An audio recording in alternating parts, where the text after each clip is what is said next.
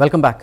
ప్రతి 2-3 నెలలకు మత్స్యకారుల బోట్లు ప్రమాదాలకు గురవుతున్నాయని ఎంపీ గురుమూర్తి ఆందోళన వ్యక్తం చేశారు. ఆగస్టులో అంబేద్కర్ కోనసీమ బోట్లలో 9 మంది మత్స్యకారులు సముద్రంలో చిక్కుకున్నారని తెలిపారు. సముద్రం మధ్యలో బోటు మరమ్మతులకు గురై బంగ్లాదేశ్ వైపు కొట్టుకుపోవడంతో మత్స్యకారులు 24 రోజుల పాటు తీవ్ర ఇబ్బందులు ఎదుర్కొన్నారని తెలిపారు. శ్రీలంక, బంగ్లాదేశ్ ఎంబసీలకు సమాచారం ఇచ్చి కోస్ట్ గార్డ్ అధికారులతో సంప్రదింపులు జరిపామని, చివరకు పశ్చిమ బెంగాల్ సమీపంలో వారిని గుర్తించి స్థానిక మత్స్యకారులు ఒడ్డుకు చేర్చారని గురుమూర్తి వెల్లడించారు. మత్స్యకారుల భద్రత విషయంలో ఏపీ ప్రభుత్వం పూర్తిగా విఫలమైందని ఆరోపించిన ఆయన సేఫ్టీ ఆడిట్ ఎందుకు నిర్వహించడం లేదని ప్రశ్నించారు. ప్రతి 2-3 నెలలకు ఒకసారి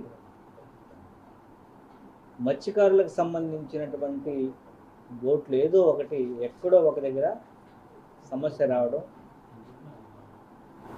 సముద్రంలో వాళ్ళ పరిస్థితి దయనీయంగా మారడం పొరపాటుగా మారిపోయింది. రీసెంట్గా ఆగస్టు 3వ తేదీ అంబేద్కర్ కోనసీమ జిల్లా ఓడల రేవు దగ్గర నుంచి బయలుదేరినటువంటి బోటు పేరు Shri Muthyalamma, registration number IND AP E8MO 135 అనే బోటుకు సంబంధించి ఈ బోటు దాదాపుగా 8-9 మందితో బయలుదేరింది.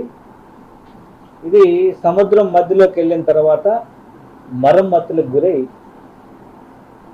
బంగ్లాదేశ్ సరిహద్దు వైపు కొట్టుకుపోవడం ప్రారంభించింది.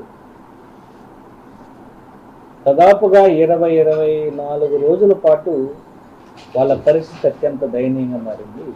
ప్రతి